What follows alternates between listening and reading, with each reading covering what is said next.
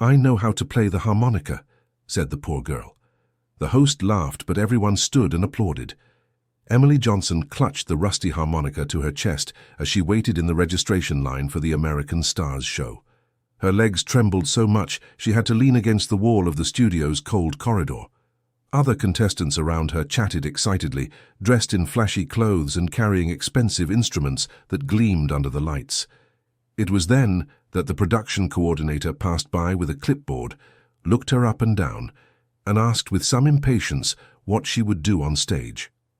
I know how to play the harmonica," replied Emily, her voice almost inaudible. The woman stopped, turned completely, and raised an eyebrow. Then she let out a short laugh and shook her head. "Harmonica? Seriously? Look, honey, this show is broadcast nationwide. People expect something different, something that grabs attention. But I came from so far away," Emily insisted, feeling her cheeks burn. "I walked almost 3 hours to get here because I didn't have money for the bus. Please, give me a chance." The coordinator sighed, looked at her watch, and then at the participant list. "We had a last-minute cancellation. I need to fill the time somehow. You have 2 minutes, no more than that. If the host cuts you off early, don't complain. Understood?" Emily nodded quickly, gripping the harmonica tighter. Her mind flew to the small house on the outskirts of New Orleans, where Grandma Betty, her grandmother, lay in a narrow bed watching television. The 68-year-old woman had saved for months the coins she earned, selling po' boys at the market, so her granddaughter could make this trip to New York City. "My child, this is your chance to show the world the talent you inherited from your father," her grandmother had said the night before, holding Emily's calloused hands. "Don't let anyone dim your light." Emily's father had passed away 5 years ago, and the only thing left of him was that harmonica.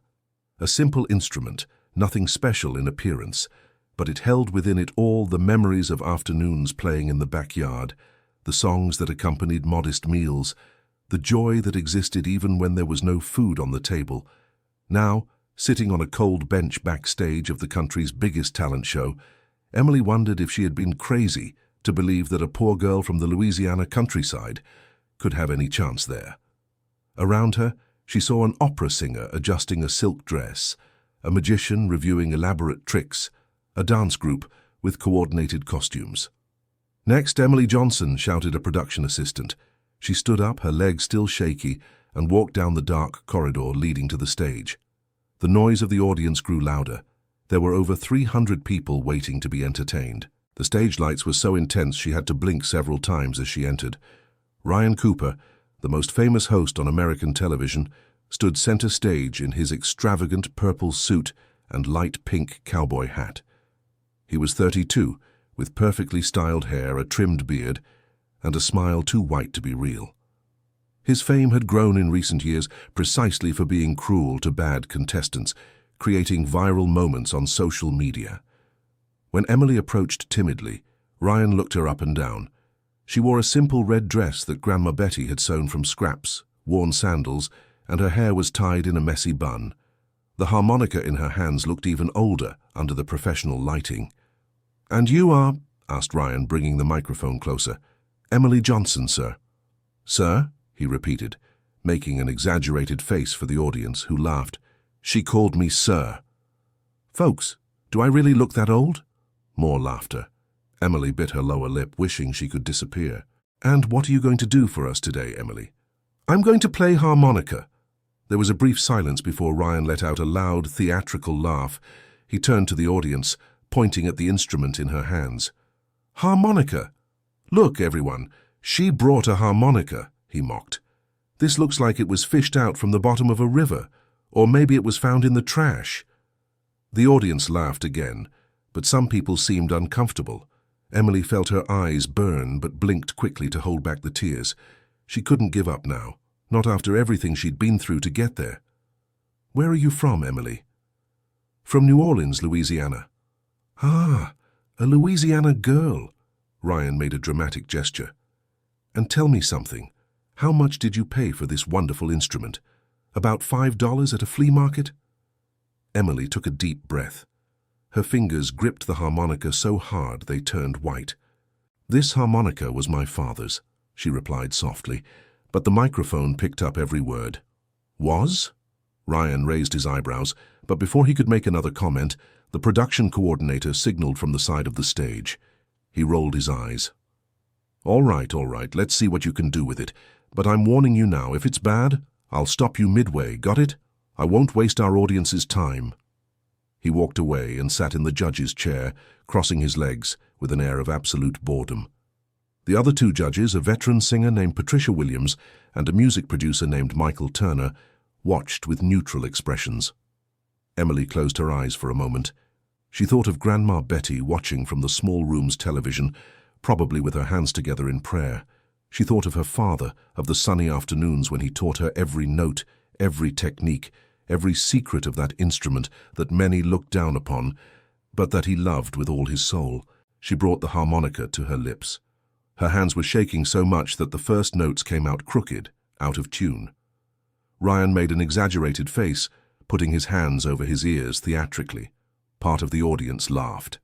Emily stopped, lowered the instrument, and looked at the floor. I knew it. Ryan started to get up. This is a waste of time. Next contestant, please. Wait! Emily's voice came out louder than she intended.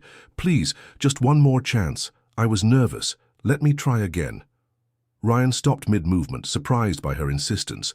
He looked at the audience as if asking if it was worth it, and some people started shouting yes to give her another chance.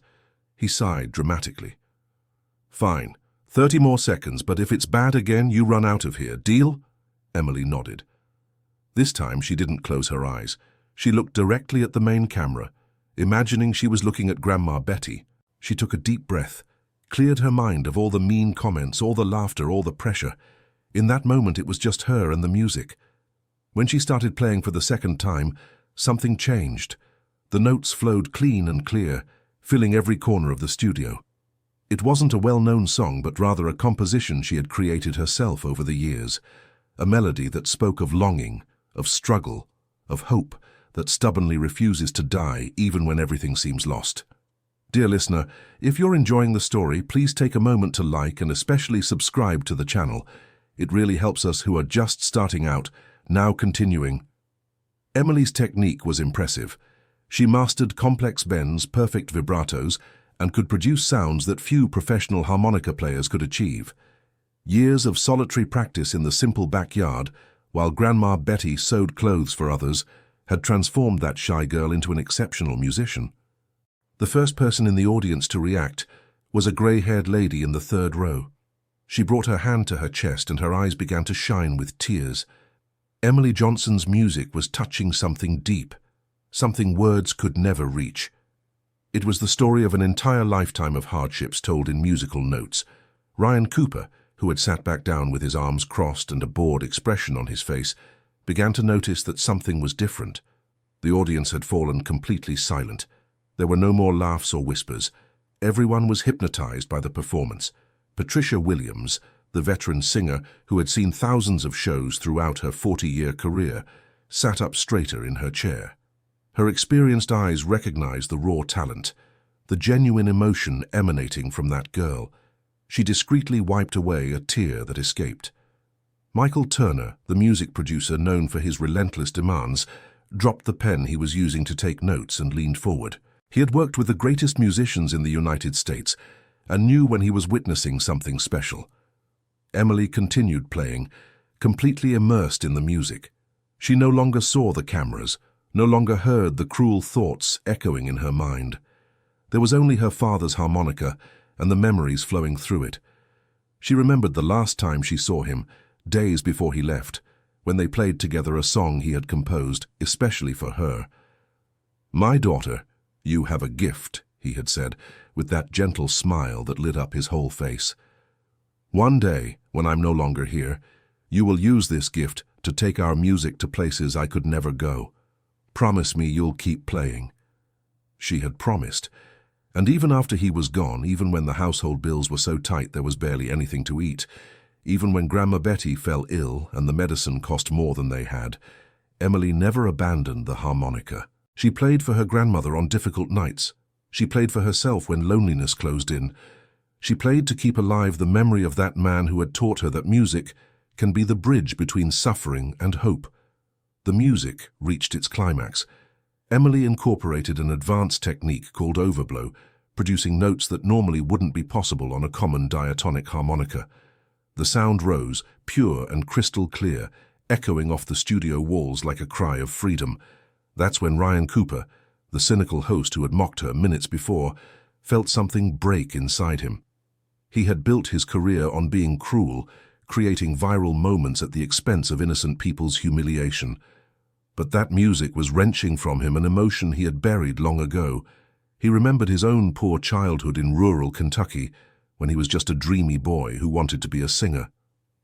He remembered how he had to harden his heart to survive in the entertainment industry, how he learned that being kind was synonymous with weakness. Emily's music was tearing down that carefully built armor. When the final note finally dissipated in the air, the silence that followed was almost painful. Emily slowly lowered the harmonica, her eyes still closed, trying to return to reality. When she finally opened her eyes, she saw something she never expected. The entire audience was on its feet, everyone, without exception.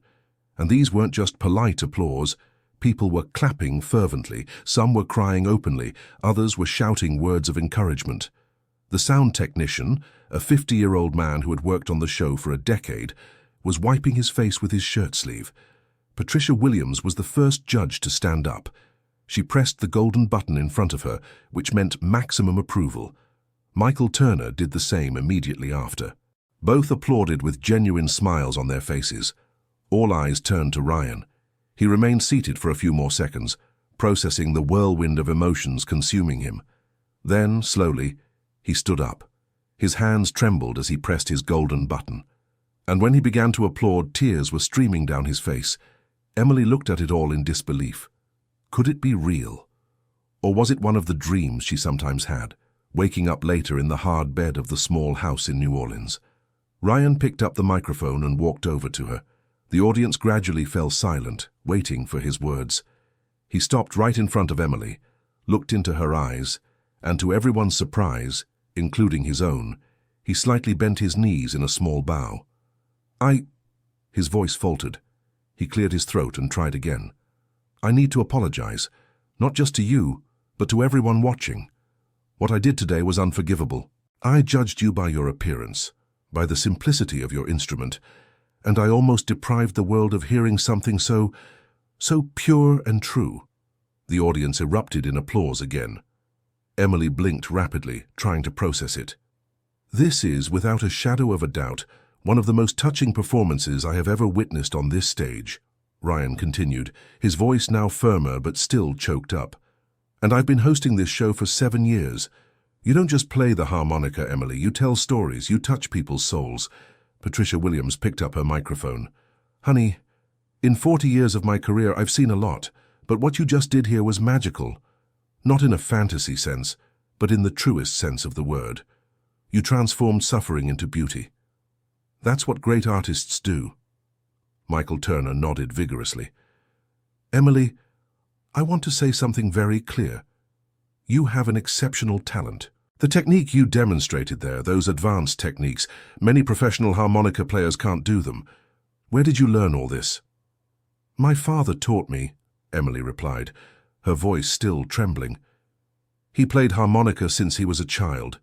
He said music was the only wealth no one could steal from us. An emotional murmur swept through the audience. Ryan wiped another tear. Where is your father now? He asked gently. Emily lowered her gaze to the harmonica in her hands. He passed away 5 years ago, but before he left he made me promise that I would keep playing, that no matter how hard life got, I couldn't abandon music. And your mother? She left us when I was very little. I don't remember much about her. My grandmother, Grandma Betty, raised me. She's 68 years old and sells po' boys at the market to support us. She's the one who saved up money so I could come here today. The silence in the studio was absolute. Every person present felt the weight of that story. It wasn't just a story of talent, but of resistance, of love, of dreams that refused to die even in the face of the cruelest adversities. Is your grandmother watching now? Asked Patricia. Yes. She must be at home in front of the old television we have, probably praying that everything goes well. Ryan looked directly into the main camera.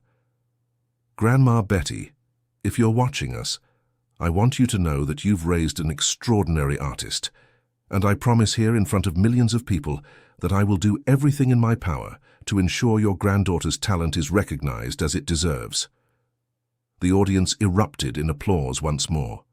Emily finally let the tears flow freely down her face.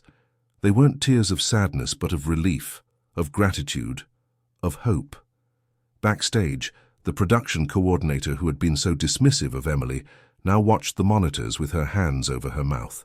She had never seen anything like it in all her years working on the show. The director was on the phone, already planning how to turn that moment into a special.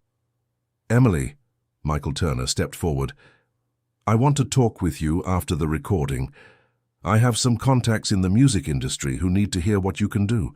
This can't just stay on this stage." "And I," Patricia added, "know a music school in New York City that offers full scholarships for young talents. I'll personally ensure you have access to the best training available." Ryan put his hand on Emily's shoulder in a genuinely paternal gesture. "You're obviously already qualified for the next round, but more than that, you changed something here today. You changed me for sure, and probably every person who watched your performance." Emily could barely speak. Finally, she found her voice. I don't know what to say. I just wanted a chance to show that the harmonica isn't a lesser instrument, that it can be as beautiful as any other, and that people like me who come from humble places also have stories to tell." "You did much more than that," Patricia said with a maternal smile. "You reminded us why we do what we do, why art exists, to connect people, to transform pain into beauty, to give voice to the voiceless." The recording that night ended with an ovation that lasted almost 5 minutes. When the lights finally went out and the audience began to leave, dozens of people went to Emily to hug her, take photos, and simply say they had been moved by her music. But Emily's mind was in New Orleans, imagining Grandma Betty in front of the television. She needed to call her grandmother, needed to hear her voice, needed to know she had watched it all. Backstage, after most people had left, Ryan approached Emily again. He had taken off the light pink hat, and his extravagant suit was a bit wrinkled. He seemed more human, more vulnerable. "Can I talk with you for a minute?" he asked. Emily nodded, still clutching the harmonica to her chest like a talisman. "I need you to understand something," Ryan began, choosing his words carefully. "What I did today, the way I treated you at the start, there's no excuse for that. I turned into someone I would despise if I looked from the outside. I built a persona of a mean face, a cruel host, because I thought it would sell more, bring in more viewers." He paused, looking at his own hands. "But you know what's worse? I started to believe in that persona. I forgot who I was before all this. I also came from a poor family, Emily. My father was a bricklayer. My mother washed clothes for others. I know what it's like to be ashamed of your own origins." "You don't have to explain to me," Emily said gently. "Yes, I do, because you deserve to know that your music did more than impress an audience. It woke something in me that had been asleep for years, and I want to change. I don't know if it's possible to get back who I was, but I want to try." Emily looked at that man who minutes before had mocked her and saw something she didn't expect. Sincerity, pain, genuine remorse. "My father used to say that music has that power," she said softly, "to open doors we didn't even know existed inside us." Ryan smiled, and this time it was a real smile, without the artificial glare of the spotlight. "Your father was a wise man." That night, when Emily finally managed to call home using the studio phone, Grandma Betty answered on the first ring. Her grandmother's voice trembled so much she could hardly form coherent words. "My child, my dear child. I saw everything. The whole neighborhood's television came to watch here at my house. Mrs. Robinson brought cake. Mr. Jenkins brought soda. Everyone was here crying and shouting when you played." Emily laughed and cried at the same time. "Grandma, I did it. I showed them." "You did much more than that, my girl. You made your father smile down from above, I'm sure of it." The two stayed on the phone for almost an hour, reliving every moment, every emotion. Grandma Betty said the neighbors were planning a party for when Emily came back home, that everyone was proud, that finally, after so much suffering, something good was happening. When she hung up, Emily felt a peace she hadn't experienced in a long time. She looked at the harmonica, ran her fingers over the rust marks, the scars of time. "Thank you, Dad," she whispered, "for teaching me, for believing in me, for leaving me this."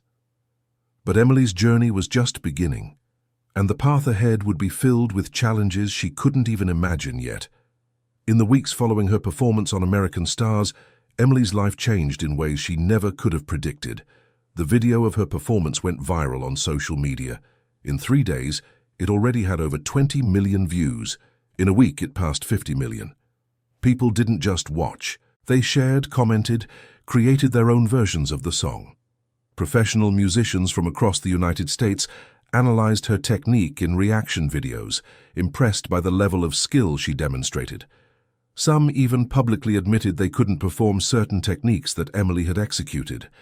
Grandma Betty called every day with updates. Reporters had shown up at her door wanting interviews. The market where she sold po' boys had become a tourist spot, with people lining up to meet the grandmother of the harmonica girl. The lady didn't know whether to laugh or cry with all that sudden attention. But while the outside world celebrated, Emily faced a more complex reality. The show's producers had offered her a small apartment in New York City so she could participate in the next phases of the program and take advantage of the opportunities that were arising.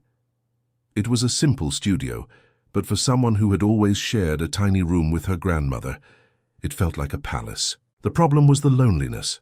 New York City was a huge, noisy city, cold in ways that went beyond the temperature. Emily missed the neighbors who shouted good morning from across the street, the smell of Cajun spices that filled all the houses in the late afternoon, the sound of the ocean waves that sometimes reached her neighborhood, carried by the wind. She called Grandma Betty several times a day, but the poor connection made her grandmother's voice cut out, creating uncomfortable silences that seemed bigger than any geographical distance. And there was something else Emily didn't tell anyone. She was afraid. Afraid of disappointing the people who now believed in her. Afraid she couldn't repeat the magic of that stage moment. Afraid they would discover she was just a poor girl who got lucky once. At night, alone in the unfamiliar apartment, she would hug the harmonica and try to play. But the sounds that came out seemed empty, mechanical, without the emotion that had enchanted millions. It was around this time that Ryan Cooper started appearing more frequently. After that day on stage, he had made a public promise to change his approach on the show, to be more empathetic with the participants. The change wasn't well received by everyone. Part of the audience actually liked the cruelty, the viral moments of humiliation. The ratings started to drop. The channel received complaints. Ryan himself was called into the director's office several times to explain why he was going soft. The pressure was enormous, and he felt the weight of having to choose between keeping his job and keeping his newly discovered integrity. One afternoon, he knocked on Emily's apartment door. When she opened the door, he wasn't wearing his flashy look, just jeans and a simple t-shirt. He looked tired. "Can I come in?" he asked. Emily hesitated for a moment, but then opened the door. They sat in the small living room, a strange silence between them. "How are you handling all this?" Ryan finally asked. "Honestly, I'm terrified," Emily admitted. It was the first time she'd said it out loud. "Every time I pick up the harmonica now, I think about all those people watching, waiting for me to do something amazing again. What if I can't? What if that was just a lucky moment?" Ryan nodded slowly. "I understand more than you think. Do you know what a famous host's biggest fear is? Losing relevance. No longer being news. And because of that, we do terrible things. I've done terrible things." He rubbed his face with his hands. "Since that day on stage, since I saw your performance, something broke in me. Or maybe it got fixed, I'm not sure. But now I see myself in every contestant I've humiliated over the years, and it's consuming me." "Why are you telling me this?" Emily asked softly. "Because you're the only person who might understand. We're both dealing with the consequences of a moment that changed everything. For you, it was your talent being recognized. For me, it was my conscience waking up, and both are scary in their own way." They sat in silence for a moment, two strangers connected by an experience no one else could fully understand. "There's something my father once told me," Emily began. "He said fear is part of the process. That if you never feel afraid, it's because you're not risking anything that really matters." Ryan smiled sadly. "Your father was really wise. He had to be. He had no money, no opportunities, but he had a wisdom no school could teach." "My father, too," Ryan said unexpectedly. "He died when I was 20 in a construction accident. One of the last things he said was that I shouldn't forget where I came from. But I forgot, Emily. I built a whole life on forgetting." It was the first time Emily had seen this man without his defenses, without the arrogant host persona. And she realized something important. Suffering doesn't choose addresses. Rich or poor, famous or unknown, everyone carries their pains. In the weeks that followed, Ryan and Emily developed an unlikely friendship. He became a kind of mentor, not in music, but in navigating the treacherous waters of sudden fame. He explained contracts, how to deal with the press, the dangers of trusting the wrong people. But there were complexities neither of them had anticipated. The media began speculating about the nature of their relationship. Photos of them talking in coffee shops became headlines. Absurd theories emerged daily. Patricia Williams, the veteran singer who had been a judge on the show, contacted Emily for lunch. They met at a discreet restaurant in the Upper East Side. "Dear, I need to give you some advice," Patricia began after they'd ordered. "This world, the entertainment world, can be cruel in ways you haven't experienced yet." "I've already felt some of it," Emily replied. "What you've felt so far is just the beginning. People will want things from you. They'll try to use you to make money, to promote their own careers, to make you say or do things that go against your values." Patricia stirred her coffee, choosing her next words carefully. "Ryan is a good man deep down, but he's also dealing with his own issues. And the media will love creating stories about you two. Don't let that distract you from what really matters." "What really matters?" Emily asked. "Your music. Your authenticity. That genuine connection you had with millions of people. It's easy to lose that amid all the noise. I almost lost it when I was young." Emily absorbed those words. Patricia was right, and she knew it. She already felt the pressure to become something she wasn't, to fit into an image others were creating for her. "How did you maintain your authenticity all these years?" Emily asked. Patricia smiled. "It wasn't easy. I made many mistakes along the way. I let the wrong people into my life, made bad decisions, but I learned that you need an anchor point, something or someone that reminds you of who you really are when the world is trying to turn you into something else. My grandmother is that for me." Then never lose that bond. No matter how famous you get, no matter how much your world changes, that lady is your connection to the truth. Dear listener, if you're enjoying the story, please like and especially subscribe to the channel. It really helps us who are just starting out. Now continuing. But maintaining that connection was becoming increasingly difficult. Grandma Betty called every day, but Emily noticed something different in her grandmother's voice. There was a fatigue that wasn't there before, a persistent cough the lady tried to hide, but that Emily could hear over the phone. "Grandma, are you taking care of yourself?" Emily asked with growing concern. "Yes, dear, it's just a silly cold. You don't need to worry about me. Focus on the show, on your opportunities. This will pass." But it didn't pass. The cough worsened with each call, and Grandma Betty started getting out of breath mid-sentence. Emily felt a growing anguish, torn between her obligations in New York City and the desperate need to return home and care for her grandmother. The second phase of American Stars was approaching. Emily would have to present another song, and the expectations were astronomical. Michael Turner, the music producer, had offered help in choosing the repertoire, but Emily insisted she wanted to play something personal, something that meant something to her. She spent hours in the small apartment trying to compose, but nothing seemed right. The pressure was paralyzing. Every note she played sounded forced, artificial. And Grandma Betty's cough echoed in her mind as a constant reminder that perhaps all her priorities were wrong. It was during one of these distressing nights that Emily received a call from Mr. Jenkins, Grandma Betty's neighbour. "Emily, dear, I don't want to scare you, but your grandmother fainted today at the market," he said bluntly. "We brought her back home, but she's very weak. I think you need to come back." Emily's heart stopped. What happened? Did she fall? Hit her head? "No, nothing like that. But she hasn't been eating properly, and that cough is getting worse. Mrs. Robinson wanted to call an ambulance, but your grandmother wouldn't let her, said she didn't have money for the hospital and didn't want to worry you." Emily felt the world spinning around her. "I'm coming there now, today. Thank you for letting me know, Mr. Jenkins. You're doing the right thing, girl. Your grandmother is stubborn, but she needs you now." Emily hung up the phone and began packing a bag with trembling hands. The second phase of the show was in 3 days. If she left now, she'd lose her chance. But how could she think about that when Grandma Betty needed her? She was about to call a taxi to the airport when her phone rang again. It was Ryan. "Emily, I just got some news," he said without preamble. "Production wants to move up your performance. They want you to perform tomorrow instead of in 3 days. A last-minute change because of the ratings. Can you do it?" "Ryan, I can't," Emily replied, tears already streaming down her face. "My grandmother is very sick. I need to go to New Orleans now." There was a silence on the other end of the line. "Is your grandmother okay?" "I don't know. She fainted at the market today. She's had a terrible cough for weeks and didn't tell me it was this bad." "Listen," Ryan's voice became firm. "You need to go. Your grandmother is more important than any show. I'll talk to the producers, I'll explain the situation. They'll understand.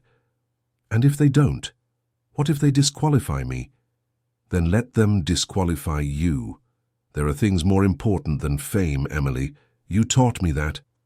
Emily felt a wave of gratitude for this man who months ago had mocked her on stage. "Thank you, Ryan. Really. Go take care of your grandmother and keep me updated, okay? If you need anything at all, you call me."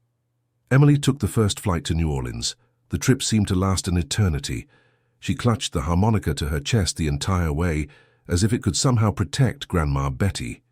When she finally arrived at the small house on the outskirts of New Orleans, she found her grandmother lying in bed, so pale that Emily barely recognized her. Mrs. Robinson, the neighbor, was by her side, applying compresses.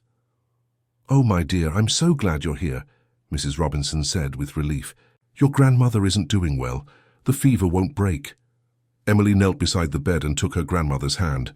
Grandma Betty slowly opened her eyes, and when she saw her granddaughter, a faint smile appeared on her tired face. "Emily, you came. But what about the show?" "Forget the show, Grandma. You're what matters." "No, no." Grandma Betty tried to sit up, but didn't have the strength. "You can't miss this chance because of me. I'm old already. My time here is already—" "Don't say that," Emily interrupted, her tears streaming freely. "You're all I have. And if I've managed to get this far, it's because of you. Every sacrifice you made, every penny you saved selling po' boys in the hot sun, or the encouragement you gave me when I wanted to give up. What's the point of success if I can't share it with you?" Grandma Betty squeezed her granddaughter's hand with the little strength she had. "My girl was always so good, so pure. I just wanted to see you shine before "Before nothing," Emily cut in. "You're going to get better. I'm going to take care of you. We'll get through this together." In the following hours, Emily discovered the extent of the problem. Grandma Betty had been hiding that she was sick for months.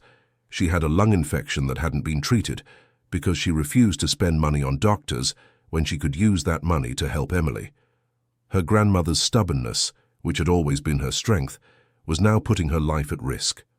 Emily used the money she had received from the show to take Grandma Betty to a private hospital. The doctors were clear. The situation was serious, but treatable. Her grandmother would need to be hospitalized for a few days, take strong medication, and then have a long recovery period. She was lucky, the doctor told Emily in private. If she had waited another week, we might not have been able to do much. Guilt consumed Emily. She had been so focused on her budding career, so obsessed with not disappointing people, that she hadn't noticed the most important person in her life was suffering in silence. During the days Grandma Betty was in the hospital, Emily never left her side. She slept in an uncomfortable chair next to the bed, fed her grandmother, bathed her, played the harmonica softly to help her sleep. The neighbors came to visit them every day, bringing food, flowers, prayers. It was during one of these visits that Mrs. Robinson commented on something that kept echoing in Emily's mind. "You know, girl, your grandmother is so proud of you, but she's also afraid." "Afraid of what?" "Of losing you. That success will take you far away and you'll forget your roots. It's not that she doesn't want you to be successful. It's that she's afraid of being alone." Those words revealed a painful truth. Emily had been so focused on making Grandma Betty proud that she hadn't realized what her grandmother wanted most was simply to have her nearby. On the 5th day of hospitalization, while Emily was playing a soft tune for her grandmother, her phone vibrated. It was a message from Ryan. "We need to talk, it's important." Emily left the room and called back. "Ryan, what is it?" "Emily, I have news. The producers were angry at first about your absence, but when I explained the situation, something changed. And then your video going viral again created public pressure. People on social media are defending you, saying you made the right choice to put family first." "That's unexpected. It's more than that. The producers want to do a special about you. They want to come to New Orleans, film your story, meet your grandmother, show where you came from, and give you another chance to perform when your grandmother is better." Emily felt a whirlwind of emotions. Relief at not having lost the opportunity, but also apprehension. "I don't know if I want cameras invading our life like that, Ryan. This is very personal." "I understand, and you don't have to accept. But think about it. This could help other people, show that success doesn't mean abandoning those you love. That family comes first. It could be powerful. Let me think, and talk with my grandmother when she's better."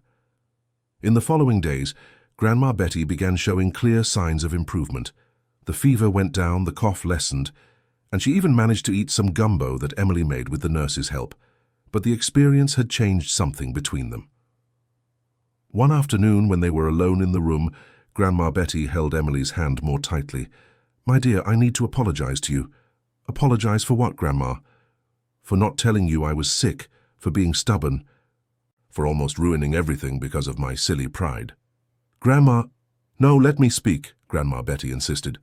"I spent my whole life fighting to survive, to raise you after your father was gone. I learned to endure pain, not to complain, not to be a burden to anyone. But that almost cost me dearly and almost cost you."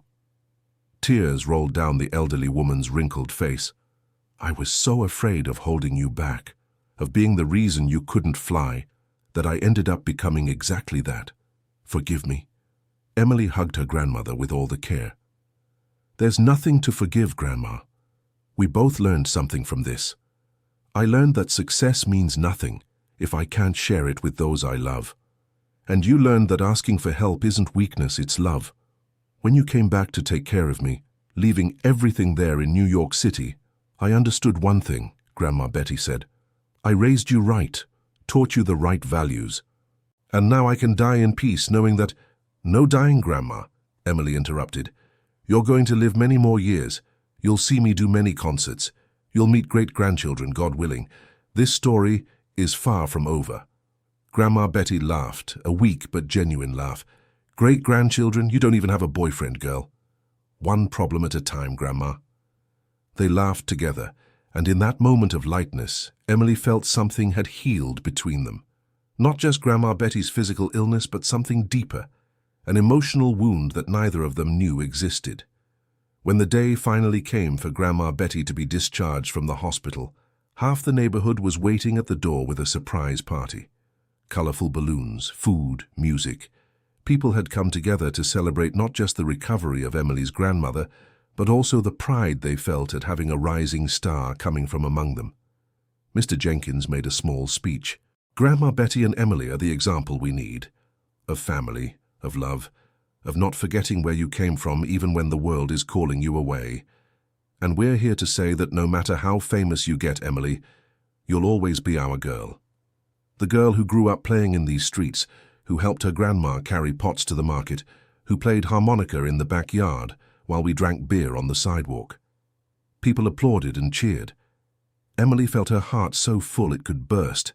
That was real success. Not the millions of views, not the praise from famous judges, but this feeling of belonging to a community, of being loved for who she was, not for who she might become. That night, after everyone had left and Grandma Betty was sleeping peacefully in bed, Emily went out to the backyard. It was the same backyard where her father had taught her the first notes on the harmonica, where she had spent countless hours practicing. She sat on the packed dirt ground, looked up at the starry sky of New Orleans and began to play. She wasn't trying to impress anyone. She wasn't thinking about advanced techniques or going viral on social media. She was just playing because it was part of her, as essential as breathing. The music that flowed was different from anything she had played before. It was a melody of gratitude, of love, of having gone through something difficult and coming out stronger on the other side. It was the story of almost losing something precious and discovering what truly mattered. And perhaps that was the most beautiful song she had ever created, not because it was technically perfect, but because it came from a place of absolute truth. The next day, Emily called Ryan. "I've decided. I'll do the special, but with one condition." "What?" "That it's not about me becoming a star. I want it to be about my grandmother, about the people here, about what really made me who I am. I don't want a Cinderella story. I want a story of dignity, of resistance, of love that survives even when life tries to destroy it." There was a pause on the other end of the line. "That will be much more powerful than anything we could have planned. I'll talk to the producers. I think they'll love it. And Ryan, thank you for supporting me, for changing, for becoming a friend." "I should be thanking you, Emily.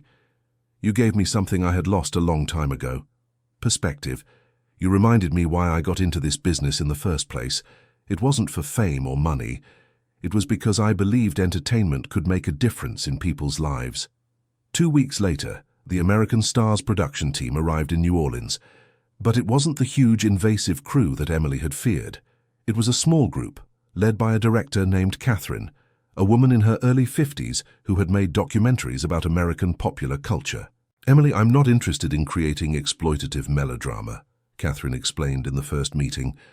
"I want to capture the truth, the beauty that exists in simple things, the strength that exists in ordinary people." They spent 3 days filming. They showed Grandma Betty preparing po' boys, the same recipes she had been making for decades. They filmed the neighbors telling stories about Emily as a child. They visited the school where she had studied, talked to teachers who remembered the quiet girl who always carried a harmonica, and they filmed Emily playing in the places that were important to her. In the backyard, where her father had taught her, at the market where Grandma Betty worked, in the small neighborhood church where she played during Sunday services. But the most moving moment of the filming happened when Catherine asked Emily and Grandma Betty to talk about the past. The two sat on the porch of the house, and the director simply let the camera roll as they spoke. "Tell me about Emily's father," Catherine gently asked Grandma Betty. The grandmother took her granddaughter's hand and began to speak with a voice that was pure emotion. "My son, my boy. He was a dreamer. Always was. Since he was little, he loved music, but life wasn't generous to him. He had to work from an early age in heavy jobs that hurt his body, but in his free time, he played that harmonica." Grandma Betty pointed to the instrument that Emily was holding. "When he met Emily's mother, it seemed like he had found happiness, but she wasn't like us, wanted a different life. When Emily was born, she stayed about 2 years, but then left, said she couldn't take that poverty anymore, that she deserved better." "How did your son handle that?" Catherine asked. "He was devastated, but never let Emily see. He smiled for her, played happy songs, did everything so she wouldn't feel her mother's absence. And he passed her to me to help raise, said he wanted to give the girl a better future, that he would work double, that he would do whatever it took." Tears began to run down Grandma Betty's wrinkled face. But his body couldn't take it. Years of heavy work, of sleepless nights, of skipping meals to make sure Emily ate. Eventually the body gives out, and when he felt he didn't have much time, He passed everything he knew to the girl, taught her every note, every technique, every secret of that harmonica. And the last thing he said was that instrument held our whole family's history, that Emily should never sell it, never abandon it, that one day she would understand the value of what he was leaving her. Emily was crying openly now, hugging her grandmother. Catherine made a discreet signal for the cameras to keep filming, but maintain a respectful distance. "I understand now, Grandma," Emily said through her tears. "I understand that this harmonica isn't just an instrument. It's Daddy's story, it's your story, it's my story. It's everything we've been through, all the difficulties, but also all the love between us." "That's right, my child. And when you play, it's not just music that comes out. It's soul. It's history. It's resistance. That's why it moves people so much, because they feel it's genuine." The special aired 3 weeks later.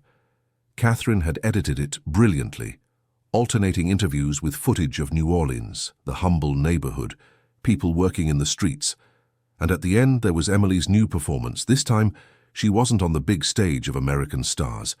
She was in her own community, surrounded by neighbors, with Grandma Betty sitting in the front row. And the song she played was the one she'd composed that night in the backyard, the song of gratitude and love. The special's audience broke records. More than 50 million Americans watched, but the impact went beyond numbers. People from across the country began sharing their own family stories of overcoming, of love that endures even in the most difficult circumstances. Ryan called Emily the day after the special. "Did you see the numbers?" "I did. I still can't believe it." "Emily, this changed something in American television, showed that people don't just want superficial drama, they want truth. They want to connect with something real." "And you? How are you handling everything?" Ryan sighed on the other end of the line.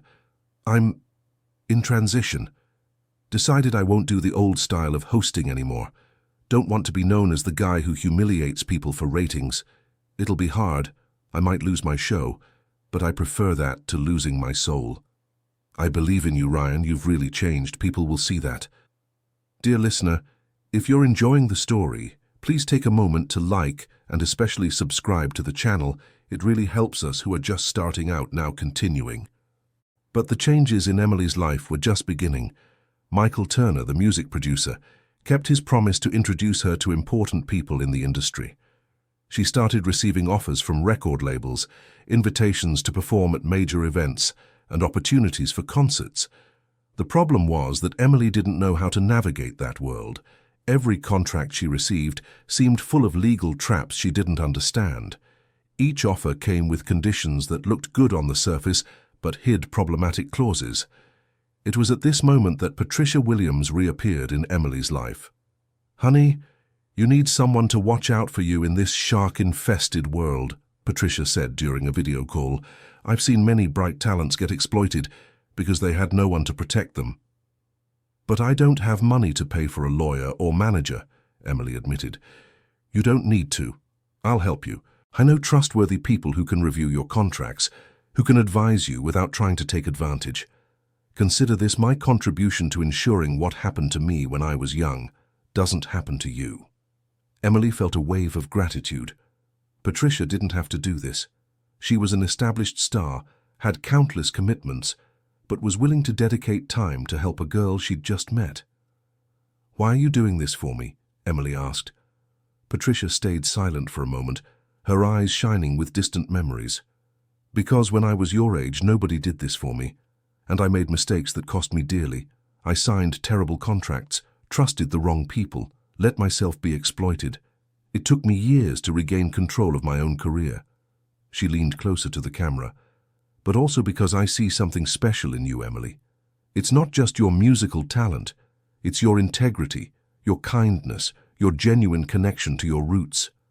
That's rare in this world, and it needs to be protected." With Patricia's help, Emily began making more informed decisions about her career. She turned down offers that seemed too good to be true. She signed with a small but honest record label that respected her artistic vision. Most importantly, she managed to ensure she maintained creative control over her music. But not everything was smooth sailing. As her fame grew, Emily began experiencing the dark side of public exposure. People created fake social media profiles pretending to be her. Others made malicious comments about her appearance, her background, her music. Some even doubted she actually played that well, claiming the videos were manipulated. One evening, after reading particularly cruel comments attacking not just her but also Grandma Betty, Emily broke down in tears. Ryan, who was becoming increasingly her confidant, came to her apartment in New York City. "They're saying my grandmother is opportunistic, that she's using my fame to make money," Emily sobbed. "How can they say that? She's the one who sold po' boys for years to support me. She's the one who saved every penny so I could have a chance in life." "Welcome to the dark side of fame," Ryan said with a mix of sadness and cynicism. "People will project their own insecurities onto you. They'll try to bring you down because seeing you shine makes them feel inadequate."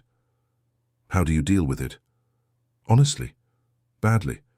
For a long time I became the cruel person they expected me to be. If they were going to see me as a villain anyway, I decided to be the best villain possible. But it destroyed me from the inside." He sat beside her on the couch. "The only thing I can tell you is, don't let others' hatred into your heart. Keep being who you are. The people who matter, those who truly know you, understand the truth. The rest is just noise." But ignoring the noise was becoming increasingly difficult. Emily began having trouble sleeping.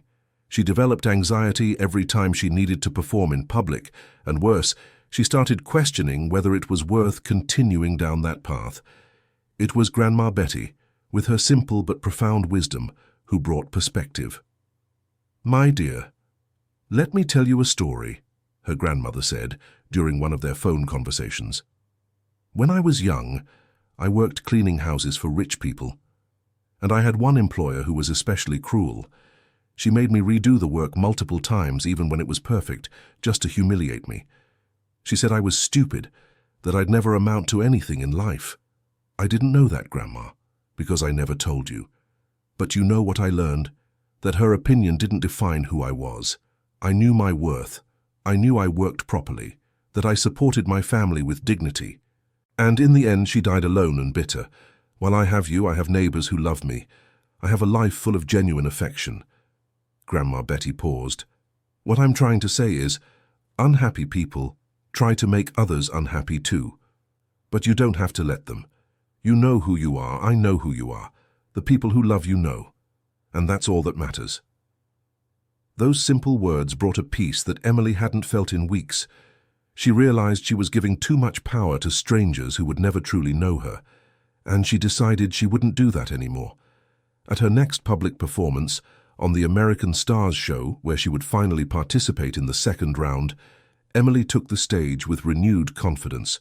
She wasn't there to prove anything to anyone. She was there to honor her father's memory, to make her grandmother proud, and to share the music that flowed naturally from her soul. The music she chose to play this time was a tribute to Grandma Betty, a composition that spoke about feminine strength, about the women who work in silence to support their families, who never give up even when everything seems impossible. When she began to play, something magical happened again. The audience felt the authenticity, the raw emotion, the truth that permeated every note. But this time, Emily wasn't nervous. She wasn't trying to impress. She was just being herself, telling the story that needed to be told. Ryan, watching from backstage, felt his eyes fill with tears. He had learned so much from that girl, about humility, about integrity, about what it truly meant to use one's platform for good. When Emily finished, the ovation was even more intense than the first time. People weren't just applauding her talent, but also her courage, her authenticity, her refusal to be corrupted by the system. Patricia Williams came on stage and hugged her. "You're special, child, not just as a musician, but as a human being. Never lose that." Michael Turner made an unexpected announcement. "Emily, I've spoken with several colleagues in the industry, and we want to do something different. We want to produce an album that tells the story of American popular culture through the harmonica. You would visit different regions of the country, learn local styles, collaborate with traditional musicians. It would be a celebration of our roots." Emily's eyes shone. That would be a dream. Then let's make it happen. But in your way, on your time. No pressures, no absurd deadlines. We want it to be authentic. That night, when Emily called to tell Grandma Betty the news, her grandmother began to cry. My dear, your father would be so proud. You're doing more than just succeeding. You're honoring our culture, our roots. You're showing the entire United States that we, poor people, simple people, also have beauty to offer. I couldn't do any of this without you, Grandma. You who always believed in me, who never let me give up. And I never will, my girl. Even if I live 100 years, I'll be here cheering for you, praying for you, loving you. In the following weeks, Emily Johnson's life took on a new rhythm. She divided her time between New York City, where she had professional commitments, and New Orleans, where Grandma Betty was. She learned to balance career and family in a way that worked for her, no matter what others thought. The album project began to take shape. Emily traveled through the South, meeting harmonica masters in different cities. In Memphis, she met Old Man Joe, the harmonica player, a 75-year-old gentleman who had been playing the instrument for over 60 years. He taught her techniques she had never seen before, secrets passed down from generation to generation. Young lady, the harmonica is an instrument of the people, Old Man Joe said as they played together in the yard of his simple home. You don't need to be rich to have one. You don't need an expensive music school to learn. It's the instrument of resistance, of the joy that insists on existing even in poverty. In Nashville, she met Miss Dorothy, a 60-year-old harmonica player who performed at fairs and community festivals. The woman had calloused hands and a smile that lit up her entire face. You're doing important work, girl, Miss Dorothy said. You're showing that we exist, that our music has value. Many people look at us as if we were invisible, but you're giving voice to that invisibility. Each encounter, each story, each song learned enriched not only the album, but Emily's own soul. She was rediscovering why she had fallen in love with music in the first place. It wasn't for fame or recognition. It was for the human connection, for music's ability to bring people together across boundaries of class, race, geography. But while Emily was immersed in this meaningful project, problems were arising in other areas of her life. The relationship between her and Ryan Cooper was becoming more complex. What had started as a friendship based on mutual growth was developing layers of something deeper. Ryan was in love with Emily. He knew this, though he struggled not to admit it even to himself. But there were several problems with this situation. First, he was 13 years older than her. Second, he held a position of power and influence that could easily be abused. Third, and perhaps most importantly, he wasn't sure if he deserved someone as genuinely good as Emily. One night, after a particularly moving recording of the show, Ryan and Emily went out to dinner together. It was something they did occasionally, always keeping things professional. But that night, after a few glasses of wine, Ryan let slip something he hadn't intended to. You make me want to be a better person, you know. Emily looked at him, surprised by the vulnerability in his voice. What do you mean? Before I met you, I was on a very dark path. I had convinced myself that cruelty was strength, that exploiting others' weaknesses was legitimate entertainment. But you showed me there's another way, that it's possible to succeed while keeping your humanity. Ryan, no, let me finish, he interrupted. I've developed feelings for you. And I know it's complicated. I know it's probably inappropriate given our age difference and our positions. But I needed to say it. I needed you to know. The silence that followed was heavy. Emily processed those words, trying to understand her own feelings. She liked Ryan, that was undeniable. He had been a loyal friend, a generous mentor. But romantic love, she wasn't sure. Ryan, I need to be honest with you, she began carefully. You're very important to me. Your friendship, your support, all of it means a lot. But I don't know if I feel the same kind of feeling that you feel. She saw the pain flash in his eyes, but he nodded in understanding. I understand, and I don't want this to change our friendship. I don't want to make you feel uncomfortable or pressured. I just needed to be honest. I appreciate your honesty. And no, this doesn't change our friendship, but I think we need to set some boundaries, at least for now, so I can process all this and be sure of what I feel. Of course, whatever you need. In the following days, things got a bit awkward between them. Not bad, but definitely different. Emily felt she had lost some of the ease that existed in their relationship, and Ryan, as much as he tried to act normal, couldn't completely hide the hurt in his eyes. Patricia, who noticed the tension when they were all together in a production meeting, pulled Emily aside. "What's going on between you and Ryan?" Emily hesitated, but then decided to trust Patricia. "He confessed he has feelings for me, romantic feelings." Patricia sighed. "I was afraid this would happen. And you? How do you feel?" "Confused. I like him, but I don't know if it's romantic or just gratitude and friendship. And there's also the whole issue of age, the power he has in the industry." "You're right to be cautious," Patricia said. "Relationships with significant power differences can be problematic, even when the feelings are genuine. But I also don't think Ryan is the type to abuse that position. He's changed a lot." "I know. That's why it's so confusing. My advice? Take your time. Don't make hasty decisions based on pressure or guilt. And maybe, if you're really not sure, it's kinder to both of you to maintain a healthy distance for a while." Emily followed Patricia's advice. She reduced contact with Ryan, focusing on her music project and spending time with Grandma Betty. It was a painful decision, especially when she saw the sadness in his eyes during the shows, but she knew it was necessary. During this period, something interesting happened. A young musician named Nathan started appearing in the same music circles as Emily.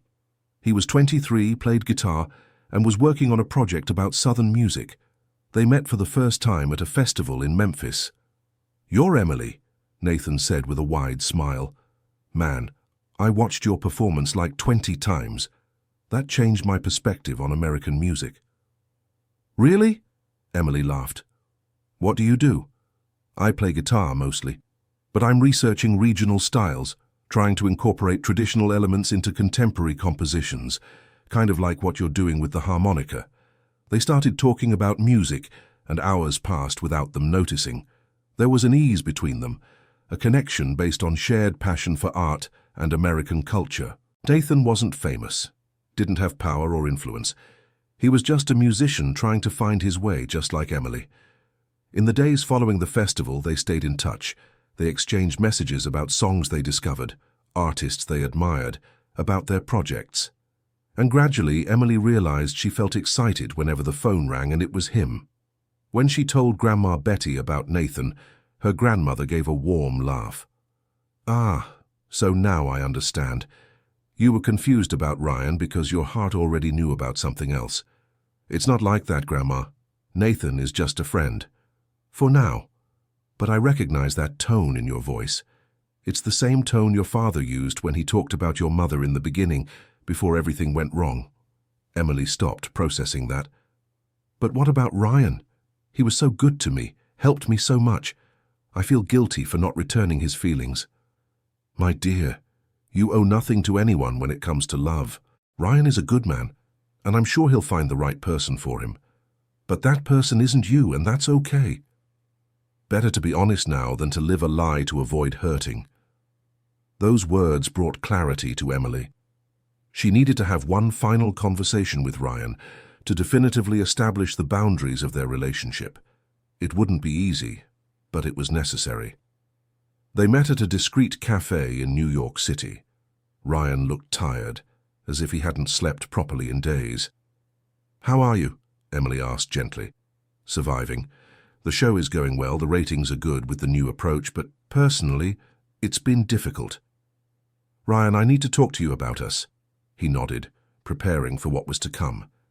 "You are one of the most important people in my life. What you did for me, the transformation you went through, the friendship you offered, all of that is precious to me. But I can't give you what you want. Not in that way." "I know," he said softly. "I think I always knew. I just needed time to accept it." "I met someone," Emily continued. "It's not serious yet, maybe it never will be. But it made me realize that what I feel for you, however strong, is friendship, brotherly love, not romantic. Ryan closed his eyes for a moment, and when he opened them, there were tears there. It hurts to hear that. I won't lie, but it's also a relief, in a way, because now we can stop dancing around the truth and build the kind of relationship that really makes sense for us, which is true friends, without romantic expectations, without that weird tension, just two people who genuinely care about each other and want to see the other happy. Emily felt a weight lift from her shoulders. I would love that. But it will take time, Ryan admitted. I need to heal, process, learn to see you differently. So maybe we need a little distance first. I understand. And I will respect whatever time you need. They hugged, and it was a goodbye hug for what could have been and a hello for what really was. It wasn't the end of their relationship, but it was the end of one phase and the beginning of another. In the following weeks, Emily threw herself completely into the album project. She and Nathan began collaborating musically, creating arrangements that mixed harmonica and guitar in innovative ways. The musical chemistry between them was undeniable, and as they worked together, the romantic attraction grew naturally. One evening, after a particularly productive session in the studio, Nathan finally gathered the courage to do what he had been wanting to do for weeks. Emily, can I ask you something? Sure. Would you be interested in going out with me sometime? Not to work on music, but like a date? Emily smiled, feeling the butterflies in her stomach she hadn't felt in a long time. I would love that. The first date was simple but perfect. They walked along the waterfront in New Orleans, ate po' boys, which Nathan insisted were good, but definitely not as good as Grandma Betty's, and talked about everything and nothing. There was no pressure, no unrealistic expectations. It was just two young people getting to know each other, connected by music but discovering there was so much more than that. When Emily told Grandma Betty about the date, her grandmother couldn't hide her smile. He's the right one, I feel it. Not because he's perfect, but because you are yourself with him. You're not trying to impress. You're not feeling guilty or pressured. It's light. It's how love should be. But as in any good soap opera story, the piece wouldn't last long. Problems began to arise when Emily's album was about to be released. The record label wanted to make changes that compromised the project's authenticity. They wanted to add more commercial elements, remove collaborations with unknown musicians, make everything more palatable for the mainstream market. Emily found herself at a crossroads. She could give in and ensure the album sold well, which would bring financial security for her and Grandma Betty, or she could fight for artistic integrity and risk the project not being commercially successful. Michael Turner, the producer who had promised to respect her artistic vision, was being pressured by the record label executives. In a tense meeting, he tried to convince Emily to make at least a few concessions. Emily, understand, I believe in your project. But the music market is brutal. If this album doesn't sell, you might not get another chance.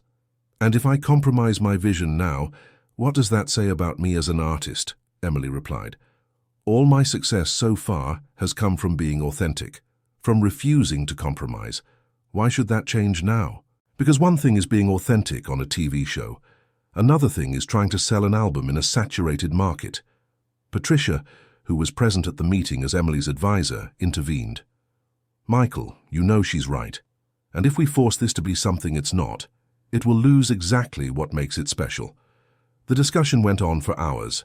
In the end, they reached a compromise. The album would be released in two versions, a more commercial version for radio and streaming, and a complete unaltered version that would be the true artistic vision. It wasn't ideal, but it was better than completely compromising the project. However, when the album was finally released, an unexpected problem arose. A famous music critic published an extremely negative review, claiming that Emily was a media-manufactured product, that her talent was exaggerated, and that the album was a calculated exploitation of popular culture to make money. The review was devastating, not just because of the comments themselves, but because of the timing. It was scheduled for Emily to do a release tour in several cities, and now some venues were cancelling, afraid that there wouldn't be enough audience. Emily was devastated. She had poured her soul into that project, worked tirelessly to ensure its authenticity, and now she was being painted as a fraud. "How can he say these things?" she cried on the phone with Grandma Betty. "He doesn't even know me. He wasn't with me when I traveled through the South learning from the masters, when I spent months trying to make every track perfect. My child, people who have never created anything always have a lot to say about the work of others," Grandma Betty replied with her usual wisdom. "That man probably never picked up a harmonica in his life, never felt what it's like to put your soul into a song. It's easy to criticize from afar. But what if he's right? What if I really am just a media fabrication? Emily Johnson." The grandmother's voice became firm. "You stop that right now. I raised you. I saw you grow up. I saw you practice that harmonica until your fingers bled. I saw you play when there was no audience, when it was just you, me, and God. None of that was manufactured. This is real. You are real." Those words brought Emily back from the emotional brink.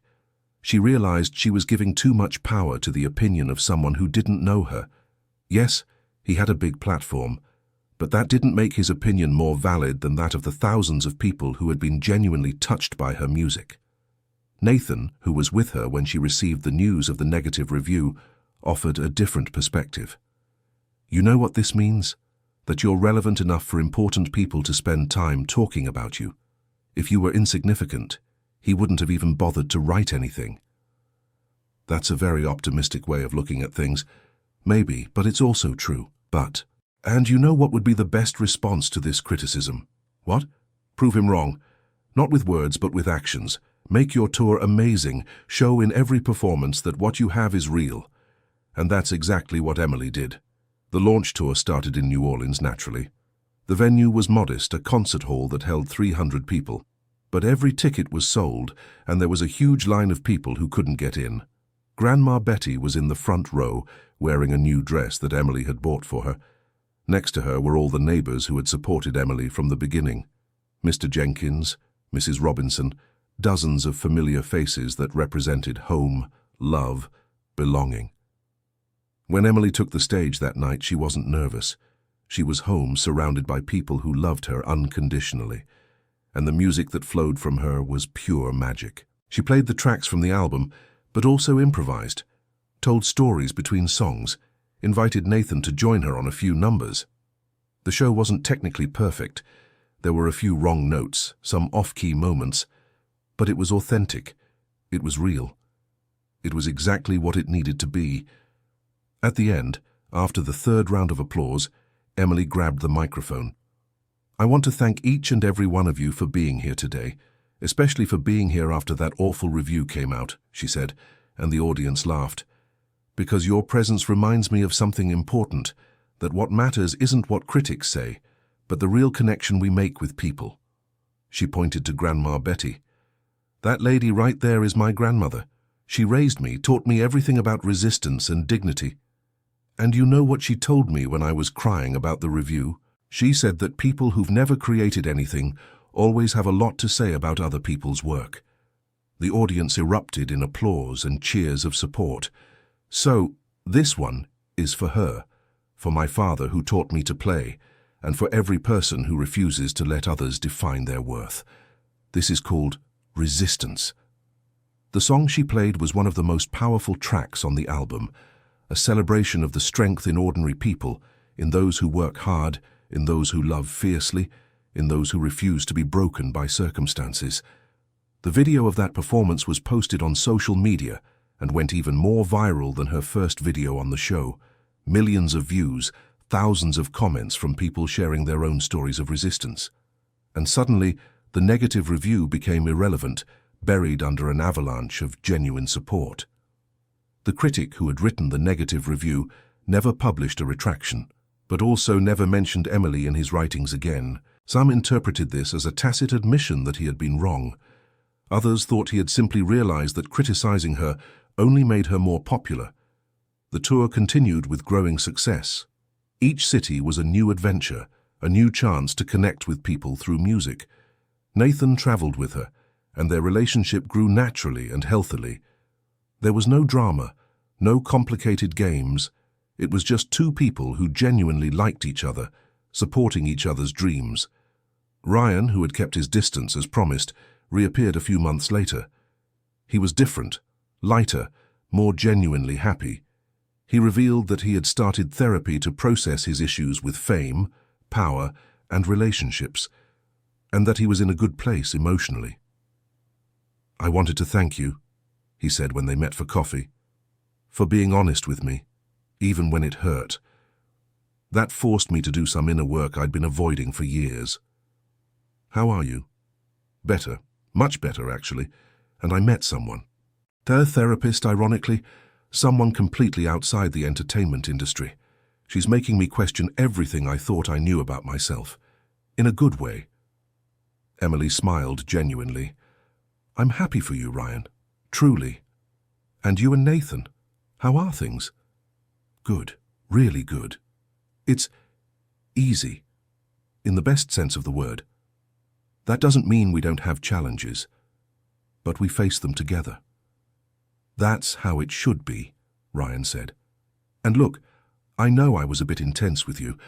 I projected a lot of things that weren't about you, but about what I thought I needed. Sorry about that. You don't need to apologize. It's all part of the process, right?" They kept talking for hours, and for the first time, the friendship between them was free of any romantic tension. It was clean, honest, genuine. Both had grown so much since that first day on the American Stars stage. Emily's album, despite the initial negative criticism, ended up being a commercial and critical success. It won awards, was nominated in prestigious categories, but more importantly, it inspired a new generation of musicians to explore traditional American instruments. Old Man Joe, the harmonica player, the 75-year-old master Emily had met in Memphis, called her crying after the album was released.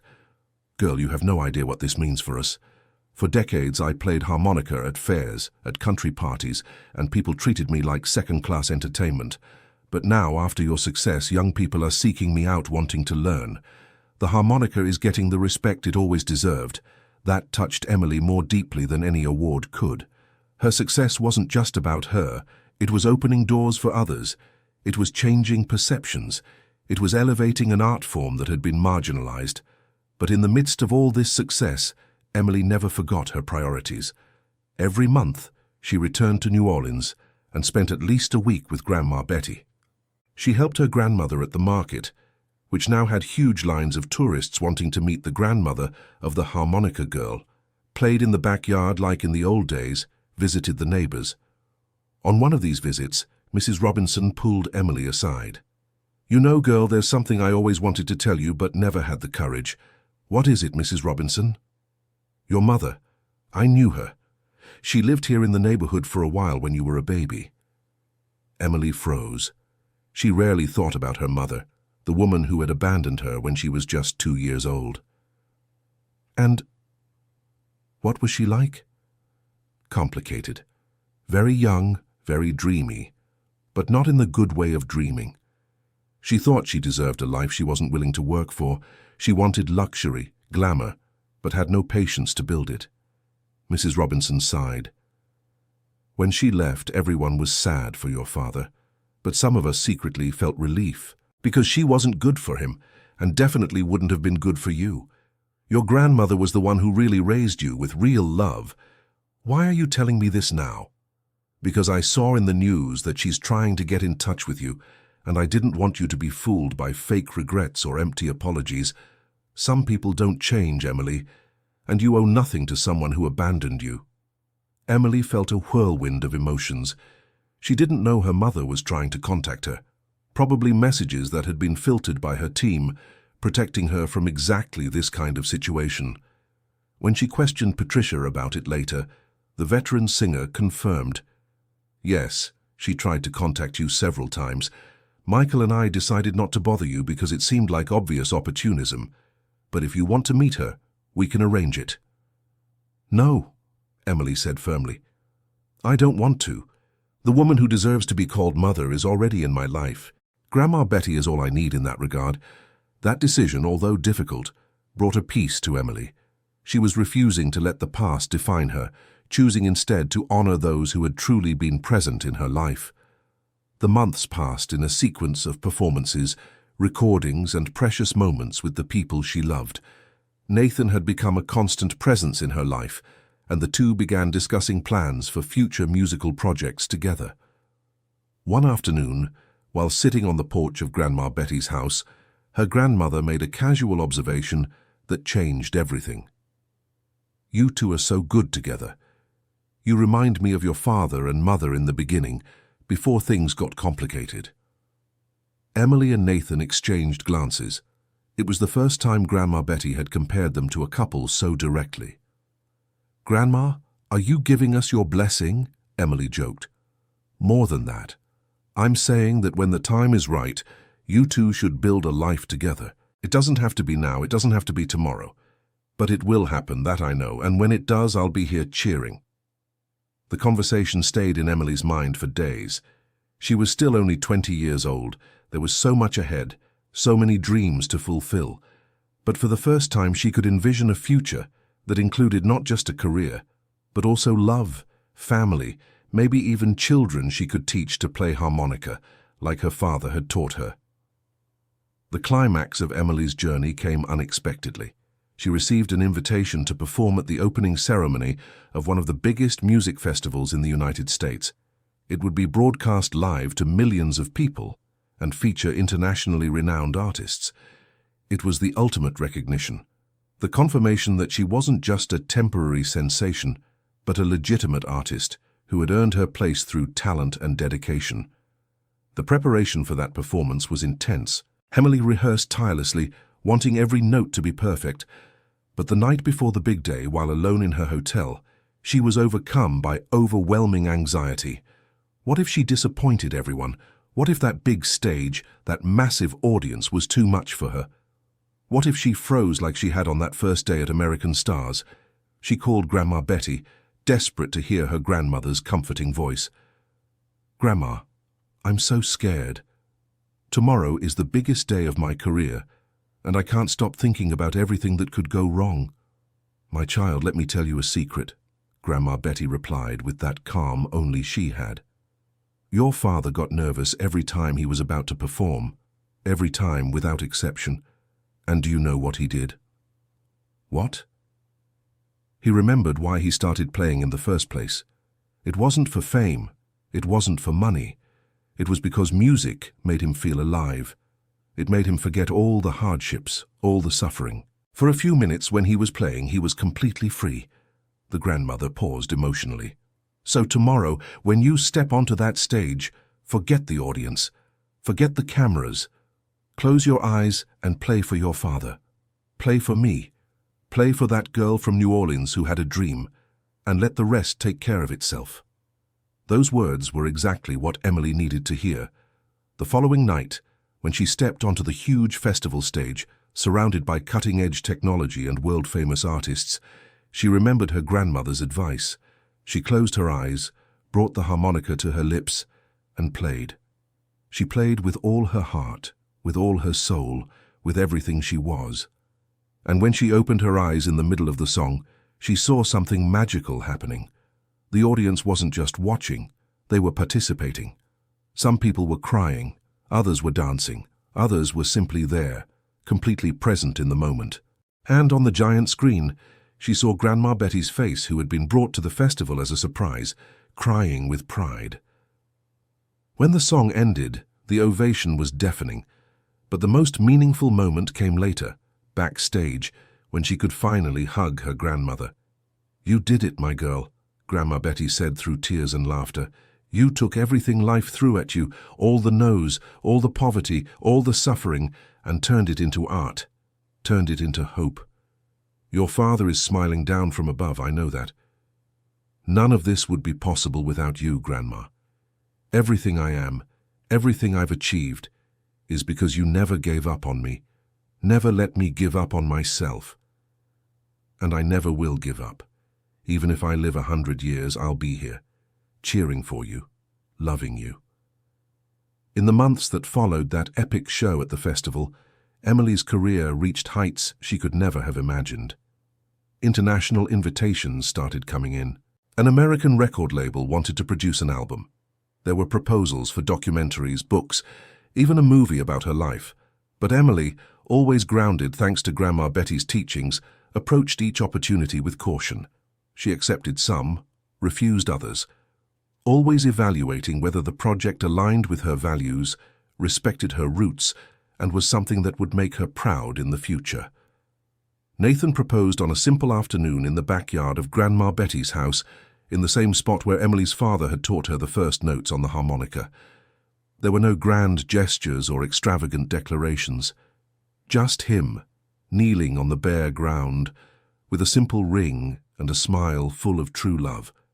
"Emily, I can't promise wealth or a life without challenges, but I can promise that I'll be by your side in every note, every performance, every difficulty. Will you marry me?" Tears streamed down Emily's face as she said yes. Grandma Betty, watching from the porch, clapped and cried too, and for the first time in many years, Emily felt that her father was there, somehow, blessing that moment. The wedding was simple but beautiful, held in the same small neighborhood church where Emily had been baptized. All the neighbors were present, along with some famous faces who had become true friends along the journey. Ryan was there, with his new girlfriend, genuinely happy for Emily. Patricia was the matron of honor, offering life and marriage advice that only someone with her experience could give. And Old Man Joe, the harmonica player, traveled from Memphis to play at the ceremony, an honor that deeply touched Emily. At the reception, Emily stepped onto a small makeshift stage and announced something special. "I wanted to play a song I've never played in public before. It's something my father composed for my mother when they first met. He never finished it because they separated. But I finished it for him, and now I want to play it for my grandmother, for my husband, and for all of you who are part of my story." The music that flowed was incredibly beautiful, a mix of joy and melancholy, of hope and memory, of everything that is human and true.